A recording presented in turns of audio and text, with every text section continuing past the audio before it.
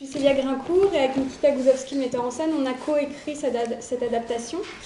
Voilà, on a décidé de plonger Raskolnikov au cœur de la crise financière, de faire porter son obsession sur le monde de la finance incarné par la diabolique Diane Kali.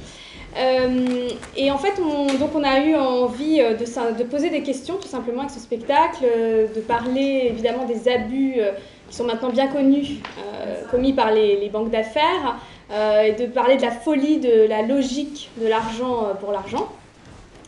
Voilà, et on s'est beaucoup interrogé, notamment avec les acteurs, sur les solutions possibles. Et parmi les solutions qu'on a pu lire ou écouter, il y avait les solutions proposées par les économistes atterrés, le collectif des économistes atterrés. Donc c'était des solutions assez concrètes et ça nous a beaucoup plu.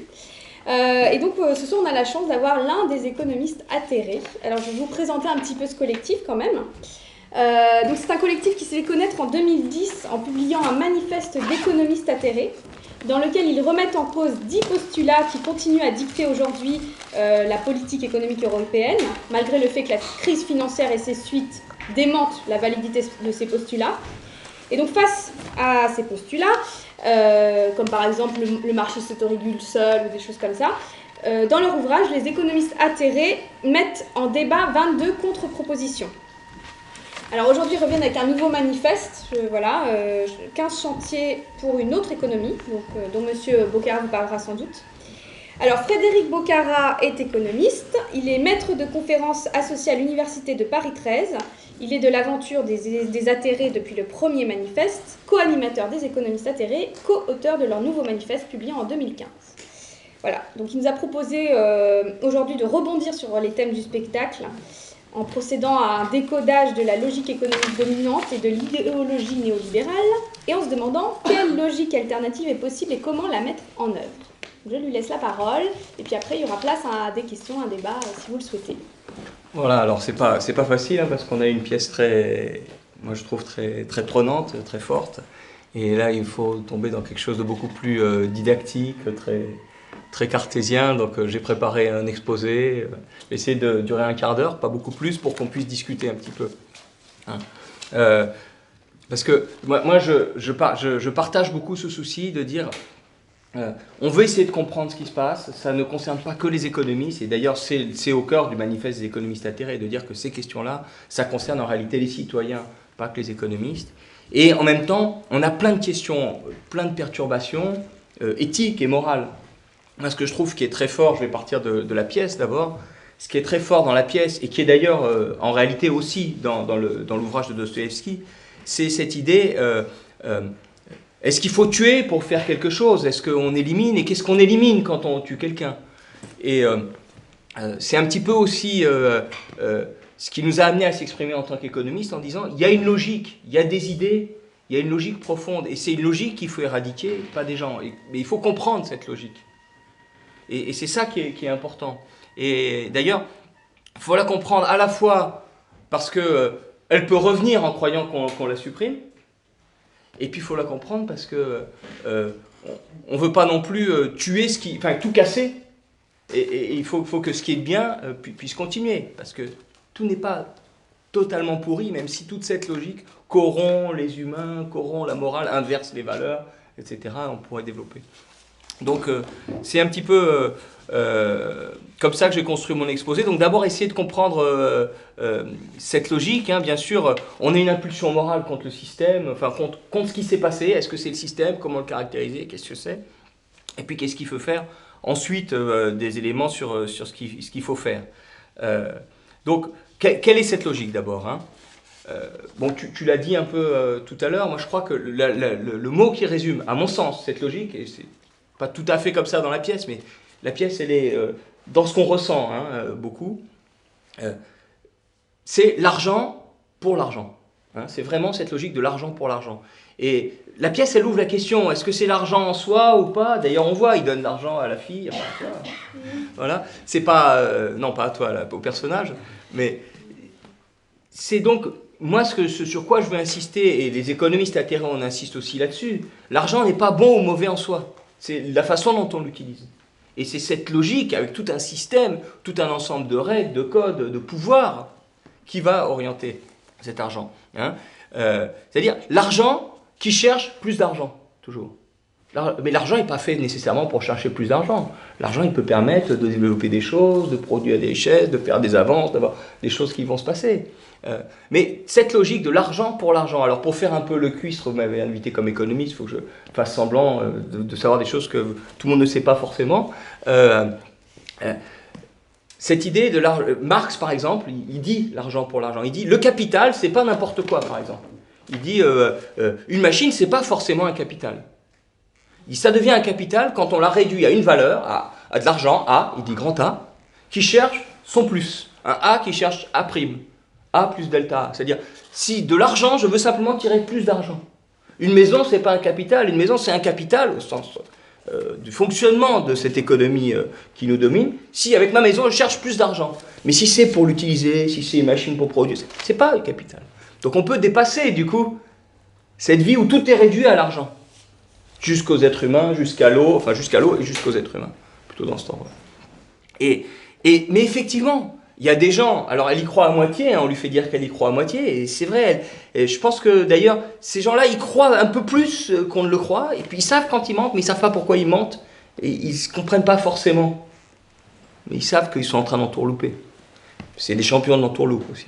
Mais elle croit que, effectivement, l'argent fait plus d'argent. Et les gens, ils croient ça. Il y a de l'argent dans la bourse, ça fait plus d'argent. Et c'est ce qu'on a eu avec cette crise financière. Vous mettez de l'argent, il y avait plus d'argent. Hein, au lieu de l'eau, d'ailleurs, c'était les hypothèques des gens dans l'Ohio qu'on titrisait les hypothèques, et puis de l'argent, c'est plus d'argent. On reviendra, si vous voulez, je pourrais vous expliquer avec un petit jeu de rôle, je vous appliquerai tous les deux comment ça marche, les titres, etc. Il y en a un qui sera banquier, on verra au hasard lequel sera banquier et banquier central, etc. Mais parce que vous appreniez quelque chose, que vous ressortiez plus riche de savoir, et plus fort peut-être pour comprendre ou faire des choses. Donc, on croit, et d'autres économistes l'ont dit, hein, que cet argent, il arrive tout seul. En réalité, non, il y a un plus, effectivement, à la sortie, il y a un plus. Elle va prendre l'eau, et puis ça va passer en bourse, et ça va valoir plus cher. Mais ce plus, il faut le prendre quelque part. Si on le prend quelque part, on le prend à d'autres, croit-on. Et c'est ce qui va se passer. Sauf si on crée vraiment des richesses nouvelles. Mais quand on demande à l'argent simplement de ramener plus d'argent en bourse, A qui donne A plus delta A, eh ben, il faut aller le prendre sur quelqu'un d'autre. Mais dans une autre réalité réelle aussi, cet argent, il peut servir à faire de la valeur ajoutée, à créer des richesses nouvelles, à produire des choses nouvelles, à créer des choses, à ce qu'il se passe quelque chose de plus, qu'il y a un vrai plus qu'on ne prend pas à d'autres, qui est issu de l'activité des gens. Et là, effectivement, il y a un plus. Et le problème de cette société, c'est que l'argent, il peut servir aux deux choses. Et qu'on va pas...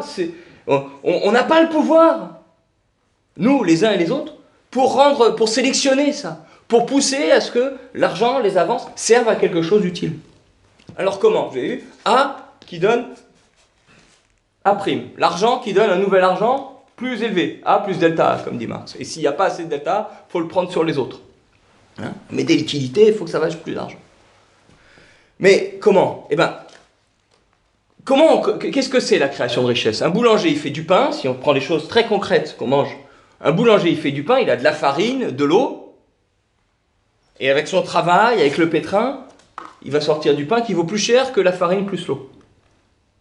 Le pain, il va valoir plus cher que la farine plus l'eau. Eh bien, oui, on a ajouté une valeur à la farine et à l'eau. D'ailleurs, on a du pain, il est cuit, c'est tout autre chose que d'avoir de la farine et de l'eau en vrac. Voilà, ça c'est une activité nouvelle, c'est une création de richesse. Et c'est ça la valeur ajoutée. C'est le plus important, la plus grande découverte économique, c'est Adam Smith qui l'a faite, hein, pas Marx, c'est Adam Smith, c'est la valeur ajoutée. Value added, d'ailleurs en anglais. VA, valeur ajoutée. Il crée cette richesse. Voilà. Il y a quelque chose de plus qu'on n'avait pas avant. D'ailleurs, comme je travaille à l'INSEE, je ne peux pas m'empêcher de vous dire que ce qu'on appelle le PIB, le PIB, c'est la somme de toutes les valeurs ajoutées. Parce que justement, on ne peut pas ajouter le pain, plus la farine, plus l'eau. On compterait 2 fois la farine, 2 fois l'eau. Donc on n'additionne que les valeurs ajoutées, on dit c'est les nouvelles richesses de l'année.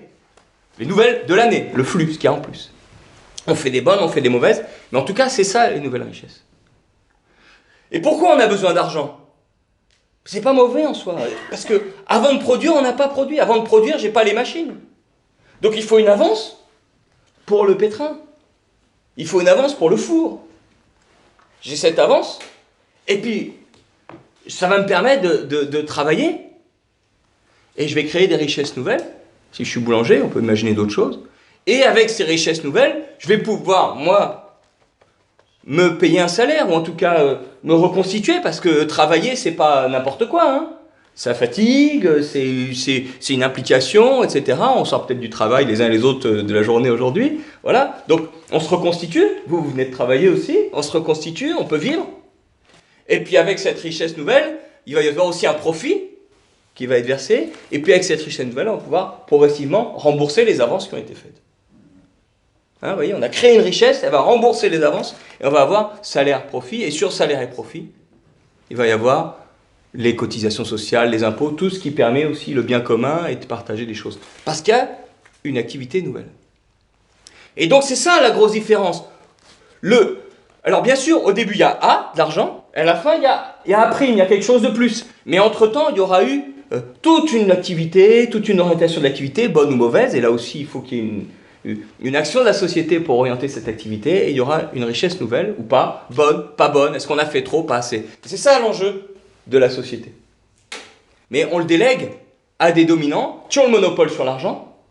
On le délègue, pas nous nécessairement, mais il se trouve que c'est délégué à des dominants qui ont le monopole sur l'argent, et avec un seul critère, on ne veut pas savoir si les richesses sont bonnes, et on ne regarde même pas toutes les richesses, on ne regarde pas toute la valeur ajoutée, on regarde que le profit.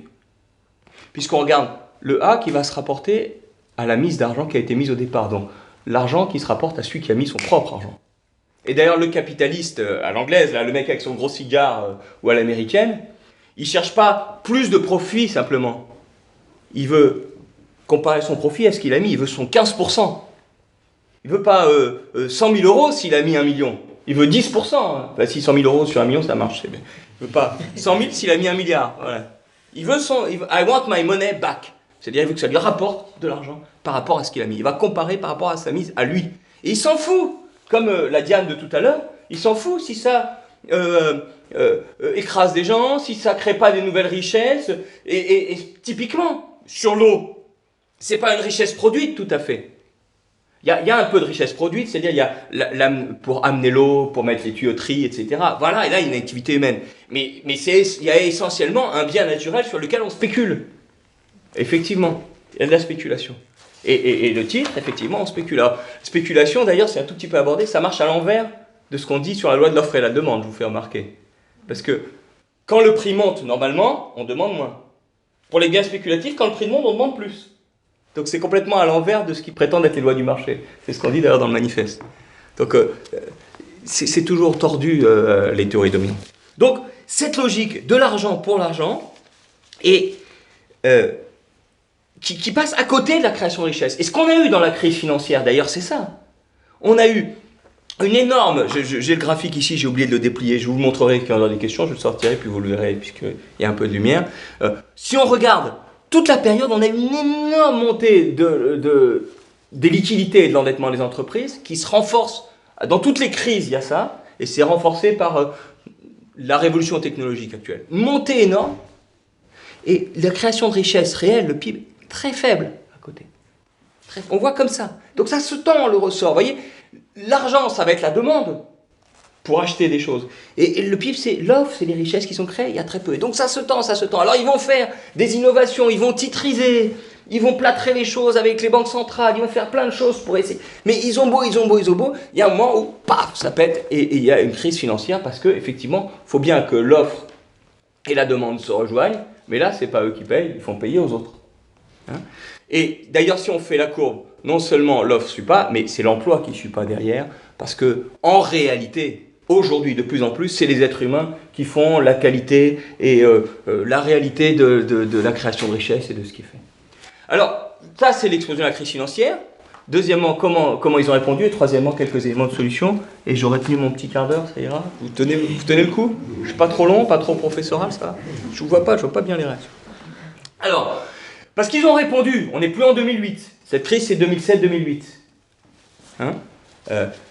Et quand je dis, c'est la spéculation, mais par exemple, ils ont mis de l'argent, on prête aux entreprises, par exemple Sanofi pour qu'elle fusionne avec Aventis, on lui avait prêté 16 milliards à 2% en 2000, à l'époque où les taux c'était 6-8%. 16 milliards à 2% pour qu'elle fusionne et qu'elle supprime 3000 chercheurs à Romainville et qu'elle délocalise. Où est la police des banques? Non mais à l'époque, je travaillais à la Banque de France parce qu'il y a des gens très très bien à la Banque de France. Il y a une CGT de la Banque de France qui est formidable, fait des propositions, qui a autorité en fait sur l'intersyndicale d'une certaine façon. Et on avait fait un tract en disant que fait tricher? Qu'est-ce que c'est que ça? Pourquoi on autorise? Alors il fallait prêter à 2%, mais pour qu'elle fasse autre chose, Sanofi, la boîte pharmaceutique. Que fait la police? On peut prêter à 2%, mais pour faire des bonnes choses, pas pour faire des saloperies et supprimer. C'est le seul laboratoire d'Europe sur les antibiotiques qu'il y avait à Romainville. Vous voyez, on prête pour qu'ils délocalisent, on prête pour qu'ils suppriment les emplois, on prête pour qu'ils spéculent, on prête... Voilà, c'est ça. On pourrait s'endetter, mais pour autre chose. Alors que les réponses, excusez-moi, ça c'était toujours le constat. Les réponses qu'ils ont faites, eux, et des éléments de piste, de solution. Ils ont, tout de suite, je les ai ordonné les réponses, je vais prendre mon papier. Excusez-moi, je n'ai pas appris mon texte par cœur. Ils ont en fait fait une intervention publique. Ils ont dit, ça y est, il faut que le public intervienne. Et on nous dit maintenant, le grand enjeu, c'est l'intervention publique. Attention, ils ont fait l'intervention publique pour soutenir Diane Cali et les marchés financiers. C'est ça ce qu'ils ont fait. Et pour soutenir les banques, oui, il ne fallait pas faire péter les banques, mais ils ont soutenu les profits des banques. Ils ont dit aux banques, continuez à faire la même chose. C'est ça. Il fallait soutenir les banques, mais leur dire à ce moment-là, si on veut vous soutenir, vous allez faire autre chose. Parce qu'en plus, la petite différence avec la pièce, elles ne sont pas toutes puissantes. Elles ne sont pas toutes puissantes, les banques. Mais eux, ils croient qu'ils dirigent les choses. Hein. Donc, la subjectivité est assez juste. Mais puis ils passent de l'État à l'autre, comme Macron, hein, le ministre des Finances, le mec qui vient de chez Rothschild, hein, le ministre des Finances actuel.